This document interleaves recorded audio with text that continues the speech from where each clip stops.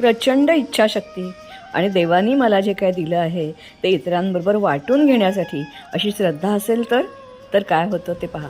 तर हे जे खोपटवजा दिसत आहे तिथे रोज सकाळी आम्ही नाचणीची खीर करतो.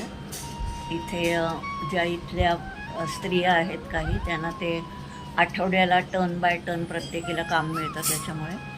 आणि इथे नाचणीचं म्हणजे इथे आम्ही व्यवस्थित चांगलं त्याचं पीठ बनवतो आणि मग त्याची खीर केली जाते. इथे लोकलीच आम्ही दूध घेतो आणि सोनावे गावात वेगवेगळ्या पाड्यांमध्ये जी मुलं शिकत आहेत किंवा जी मुलं आहेत त्या सगळ्यांना ही खीर रोज सकाळी वाटली जाते एक रविवार सोडला तर.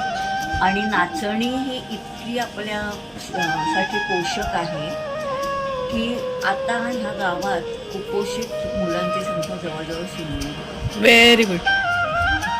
या आणि अशा विविध उपक्रमात रेखा दिवेकर यांना साथ होती आमच्या सर्वांचे काका दिवेकर यांची. आणि ती राहील सतत कायम या रुद्राक्षाच्या झाडाच्या रूपाने. ऋता आणि अंकिता आईवडिलांचा वारसा समर्थपणे पुढे नेत आहेत.